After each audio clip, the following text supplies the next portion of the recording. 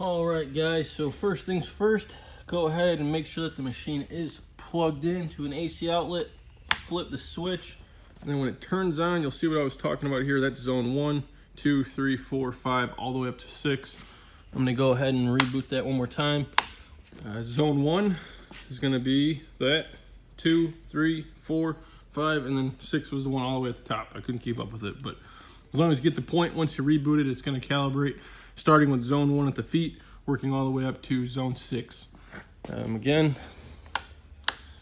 you got zone 1 there at the bottom, 2, 3, 4, 5, 6 right there. So those are your zones. So when you're trying to adjust something or whatever, just so you know, have a good idea. This thing right here where it says signal, strong or weak indicator, this is essentially going to be just a good indicator for you guys that'll tell you how much metal infrastructure you have in the environment. So if you set this unit up and immediately when you turn it on, you see that this is at like 5 or 6 dots or all the way lit up red, the machine will have to be moved. There's too much metal surrounding it. It's interfering with the electromagnetic rays or pulses that it's sending from one leg to another. Other than that, I mean, most of the time you shouldn't ever have to change it. Keep in mind when metal is going near it or by it, it will fluctuate a little bit. For example, if I got my phone here, I got a drill which contains a lot of metal. If I put it on the side, you'll see that that'll go up. Again, I'm just taking this. If I put it on the side, you'll see it'll go up. So anytime someone's walking through it with metal or along it with it metal, you'll see that thing spike up. So aside from that, what else do you really need to know? You got the passer numbers and the warning times.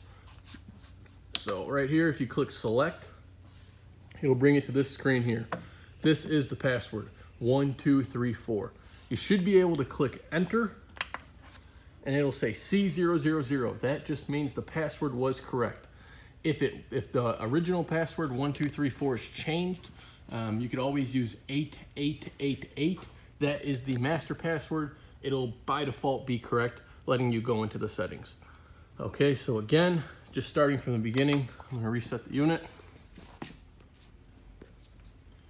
To get into the portion of the machine where you're gonna have to change any of the settings, I would recommend just resetting it, letting it recalibrate and bring you to this screen. You should have 000 across the board, and then go ahead and click select. It'll bring you to password.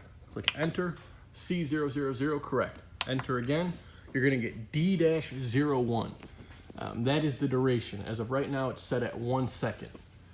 You can use select, or I'm sorry, you could use setup, and setup will let you cipher through this or change it. 1 seems to be pretty good. So again, if you click enter, it'll bring it to Y-02. Y-02 is gonna represent the pitch or the sound of the machine. Again, you could use setup to change the value. Should be fine, just go ahead and click enter. And then 1, so 1-90. This is going to be zone 1 and what it is currently set at. To change this value, you are going to have to use the setup button as well. And keep in mind that it only goes up, it does not go down. So 0 to 99 is the value that you could set it to. Just for this case here, it doesn't matter. I'm just gonna put it back up to 90.